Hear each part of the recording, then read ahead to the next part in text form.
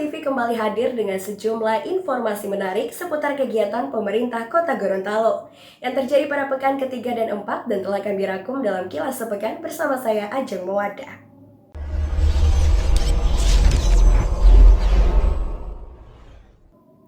Netizen setelah cuti bersama Lebaran, pemerintah Kota Gorontalo melakukan apel kerja.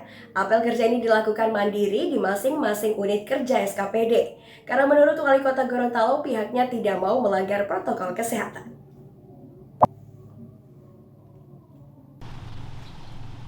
Agar tidak ada lonjakan COVID-19 di Kota Gorontalo, apel kerja pemerintah Kota Gorontalo dilaksanakan di masing-masing SKPD secara serentak.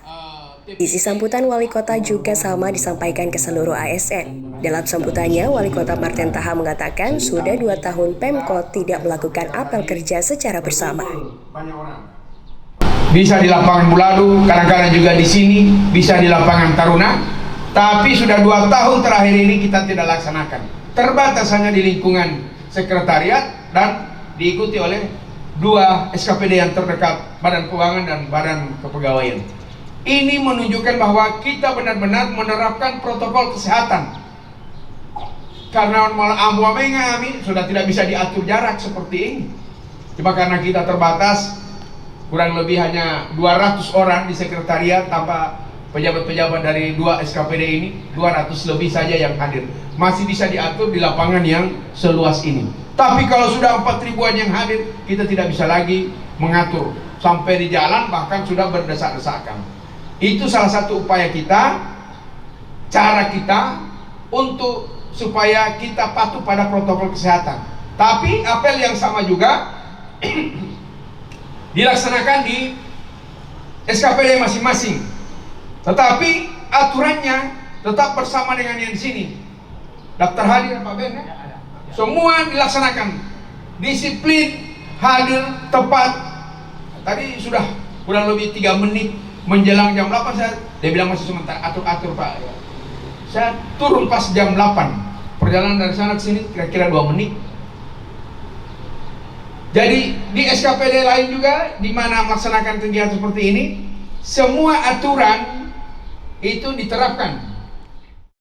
Netizen diapel kerja setelah cuti bersama, Wali Kota Marten Taha menegaskan semua aturan harus diterapkan. Salah satunya adalah apel kerja. Menurut Wali Kota, ini merupakan konduite pemerintahan, yaitu tepat waktu, tepat jumlah, dan juga tepat sasaran. Wali Kota Marten Taha mengatakan kepada seluruh ASN, semua kegiatan pemerintahan pelaporannya langsung secara online ke Kementerian Pendayagunaan Aparatur Negara dan Informasi Birokrasi Kemenpan RB. Semua aturan itu diterapkan, tepat waktu, tepat jumlah, tepat sasaran, dan yang hadir juga dilaporkan. Karena Bapak dan Ibu sekalian, bukan hanya dilaporkan ke BKPP ini, Kemenpan RB disuruh upload itu, masukkan aplikasi berapa kota Gorontalo yang tidak hadir, dan itu menjadi suatu kondite bagi pemerintahan.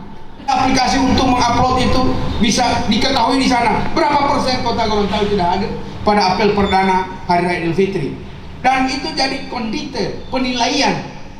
Jika suatu saat kota Gorontalo beroleh penghargaan, itu bisa mengurangi nilai Bapak dan Ibu sekalian. Jadi jangan anggap wah enteng itu yang tidak hadir di apel tidak apa-apa. Aduh, itu mempengaruhi. Hanya 2-3 orang yang tidak hadir di apel begini, yang jatuh nilainya adalah pemerintah Kota Gorontalo. Jadi itu yang harus dicamkan oleh saudara sekalian. Jangan bahwa kan kita tidak mempengaruhi, cuma kita sendiri yang tidak hadir, kok enggak apa-apa. Orang tidak tahu juga. Dalam sistem transparansi, dalam sistem teknologi sekarang, tidak ada yang tidak diketahui di dalam sistem pemerintahan. Apalagi kita sekarang ini sudah SPD, Sistem Informasi Pemerintahan Daerah, yang seluruh gerak-gerik kita, perbuatan kita, tingkah laku kita, kinerja kita, semua itu dinilai hanya dengan melihat layar. Semua bisa dapat diketahui oleh pimpinan kita.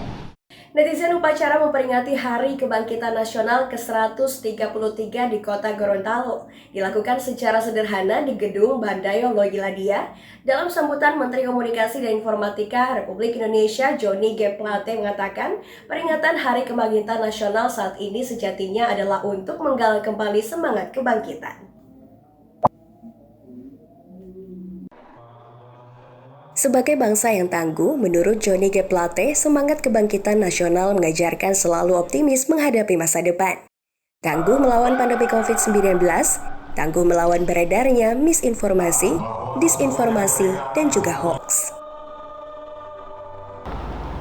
Peringatan Hari Kebangkitan Nasional saat ini sejatinya dapat dijadikan untuk menggalak kembali semangat kebangkitan sebagai bangsa yang tangguh. Bangkit kita bangsa yang tangguh. Tema ini mengingatkan bahwa semangat kebangkitan nasional mengajarkan kepada kita untuk selalu optimis menghadapi masa depan. Kita hadapi semua tantangan dan persoalan bersama-sama sebagai pewaris ketangguhan bangsa ini. Tangguh dalam menghadapi pandemi COVID-19. Pandemi yang sudah melanda secara global lebih dari setahun lebih. Sembari bersiaga menghadapi ancaman gelombang baru pandemi dengan tetap menerapkan protokol kesehatan, memakai masker, mencuci tangan, menjaga jarak, dan menghindari kerumunan. Tangguh juga menghadapi beragam tantangan selama masa pandemi dengan beredarnya banyak disinformasi dan hoax, terutama ditujukan untuk menjaga kesatuan sebagai bangsa. Menteri Komunikasi dan Informatika Republik Indonesia mengajak untuk memanfaatkan ruang digital secara tepat dan bijak, agar tidak mencederai semangat persatuan dan kesatuan bangsa. Mari kita manfaatkan ruang digital secara tepat dan bijak. Katakan tidak pada segala jenis hoax, ujaran kebencian, dan berbagai jenis penyalahgunaan ruang digital yang mencederai semangat persatuan dan kesatuan bangsa, dan diisi dengan hal bermanfaat untuk kemajuan ekonomi, secara khusus ekonomi digital yang berkembang saat ini dari waktu ke waktu. Dan terakhir, tangguh dalam kebersamaan untuk memulihkan ekonomi nasional. Salah satu peluang yang bisa dimanfaatkan adalah ekonomi digital.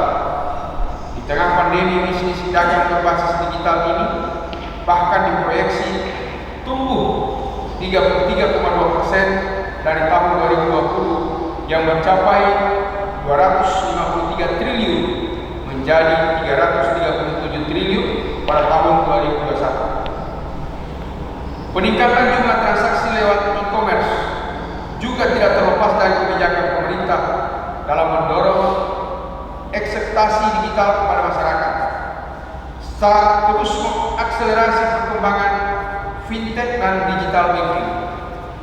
Netizen pejabat pengelola informasi dan dokumentasi PPID utama Dinas Kominfo dan Persandian Kota Gorontalo mengikuti Rakoref dan Bimtek PPID tingkat Provinsi Gorontalo.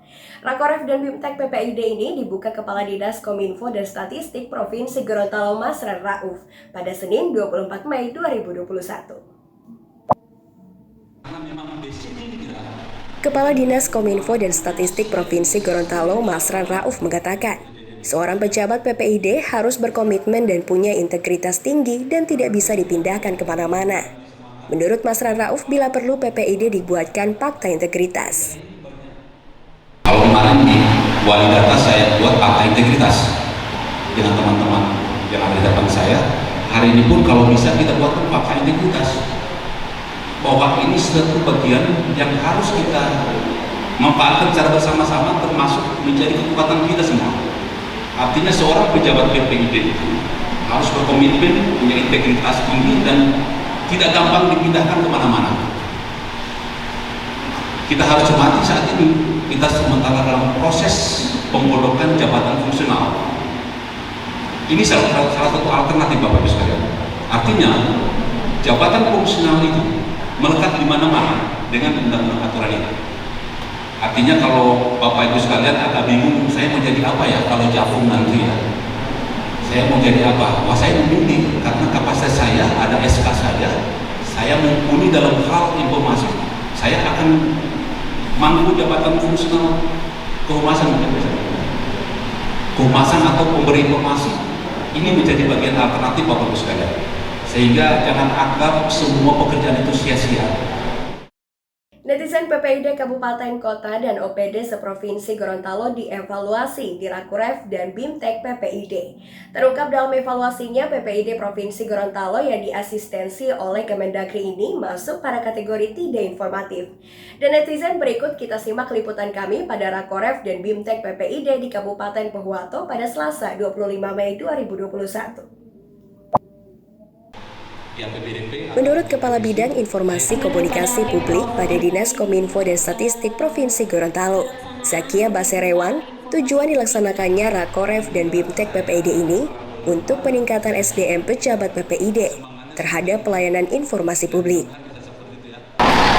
Hai netizen, saat ini saya tengah melaporkan langsung dari tempat pelaksanaan Rakorev dan juga BIMTEK PPID Provinsi Gorontalo yang diselenggarakan dari tanggal 24 sampai dengan tanggal 25 Mei 2021. Dan pada tanggal 24, kegiatan ini telah resmi dibuka oleh Kepala Dinas Kominfo dan juga Statistik Provinsi Gorontalo, di mana dalam kegiatan ini diadakan tentang evaluasi untuk program PPID yang ada di Provinsi Gorontalo dan juga kabupaten kota yang ada di Gorontalo. Melalui asistensi Indeks Keterbukaan Informasi Publik oleh Kementerian Dalam Negeri, PPID Provinsi Gorontalo menduduki kategori tidak informatif. Tidak informatif menurut Zakia dilihat dari segi website PPID. Ada kriteria tertentu setiap penilaiannya. Padahal Zakia mengakui website PPID Provinsi Gorontalo sudah informatif. Diasistensi oleh dari tim Kemendagri, diberi pendampingan agar indeks keterbukaan informasi di Provinsi Gorontalo itu bisa naik. Saat ini indeks keterbukaan informasi yang ada di Provinsi Gorontalo itu masih kategori tidak informatif. Jadi penilaian itu ada kriteria tertentu, misalnya dilihat dari segi website. Nah, website kita mengatakan itu sudah informatif, tetapi pada saat Komisi Informasi Publik datang ke Gorontalo dan melihat ternyata tidak seperti itu, dan melihat bentuk website kita, bentuk pelayanan kita. Jadi setiap OPD itu harusnya ada ruang untuk pelayanan informasi, dan itu tugas kita sebagai PPID itu harusnya memberi pelayanan informasi dan ada ruang untuk penerimaan kepada pemohon yang untuk meminta informasi kepada OPD-OPD. Jadi ini yang belum jalan. Zakia berharap PPID Kabupaten Kota mampu bersinergi dan dapat mendobrak keterbukaan informasi publik di Provinsi Gorontalo. Harapan kami untuk PPID Kabupaten Kota itu bisa bersinergis dengan kami Provinsi Gorontalo untuk mendobrak keterbukaan informasi publik yang ada di Provinsi Gorontalo. Salah satunya PPID ini harus benar-benar difungsikan. PPID ini harusnya memang benar-benar menjadi ujung tombak untuk keterbukaan informasi yang ada di Provinsi Gorontalo. Dari kegiatan ini memang sangat ditekankan agar PPID ke depan bisa memenuhi informasi yang sedia setiap saat, juga informasi yang serta-merta, juga tentang informasi yang dikecualikan. Dan yang paling penting juga ditekankan dalam kegiatan ini adalah diharapkan agar PPID bisa memenuhi informasi yang memang diharapkan oleh masyarakat. Demikian laporan saya dari Papua. Netizen Wali Kota Gorontalo Marten Taha memberi bantuan bahan makanan dan peralatan rumah tangga kepada korban kebakaran. Kepada keluarga korban dan masyarakat, Wali Kota berpesan agar selalu waspada dan berhati-hati di setiap bentuk pekerjaan dan kesibukan sehari-hari.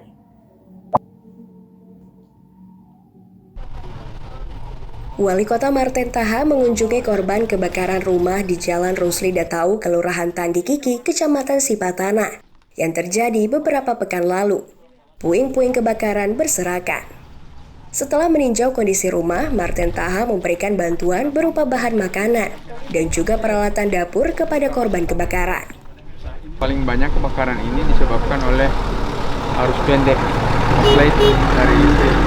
Ada juga penyebab-penyebab lain seperti kelalaian dari pada saat masak dan lain sebagainya.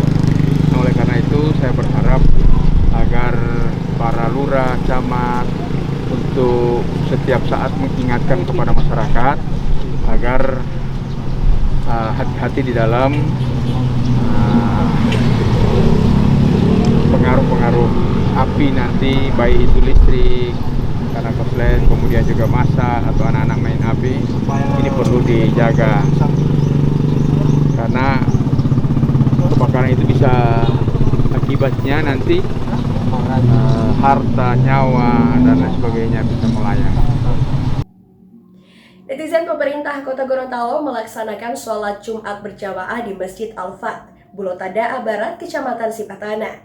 Di hadapan jemaah, Wali Kota sangat salut dan memberi apresiasi kepada jemaah Masjid Al-Fat dan juga kepada dermawan atas partisipasinya hingga masjid yang diidamkan bisa dibangun. Wali Kota Marten Taha mengatakan Masjid Al-Fat sudah layak digunakan oleh jemaah di Bulotada Barat. Saya pertama datang ke masjid ini baru fondasi dan sementara berjalan ini pada tahun 2016 ya, sebelum corona. Sekarang masjidnya sudah jadi, sudah dimanfaatkan, sudah dipakai untuk kegiatan-kegiatan ibadah dan sudah gagah, sudah sangat representatif. Alhamdulillah, dengan urunan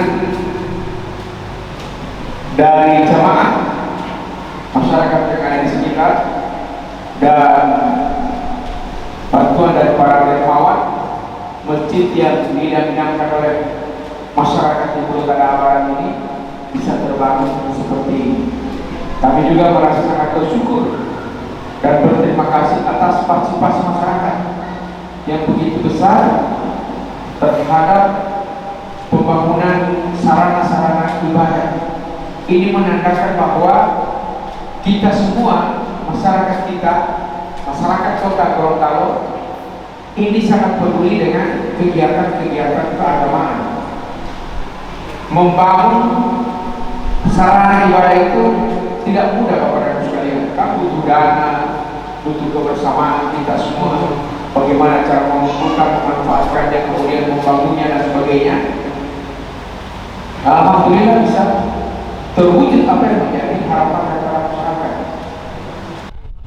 Usai memberikan sambutan, Wali Kota Marten Taha memberikan bantuan berupa uang untuk kelanjutan pembangunan Masjid Al-Fat. Netizen Wali Kota Gorontalo Marten Taha menyampaikan Provinsi Gorontalo sudah menetapkan program pembatasan kegiatan masyarakat PPKM tingkat mikro. Program ini berlaku mulai tanggal 1 Juni. Menurut Marten Taha, PPKM ini untuk mengantisipasi melonjaknya penyebaran COVID-19 di masyarakat.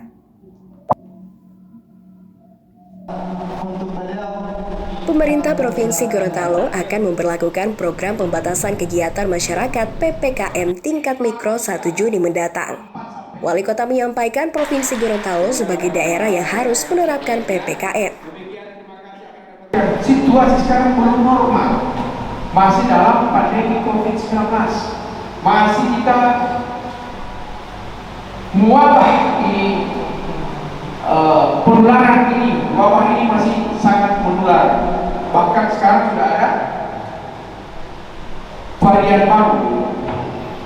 Nah, ini yang harus kita jaga Bapak dan Ibu sekalian. Nah, sekarang mulai tanggal 1 Juni kita Provinsi Gorontalo sudah ditetapkan sebagai daerah yang harus menerapkan PPKM tingkat mikro. Nah, apa itu PPKM? Program pembatasan kegiatan masyarakat di tingkat mikro. Mikronya di tingkat RT RW, di kelurahan. Memang di Kota Gorontalo ini sebelum pemberlakuan PPKM mikro sudah dilaksanakan beberapa kegiatan di kelurahan untuk mengantisipasi itu.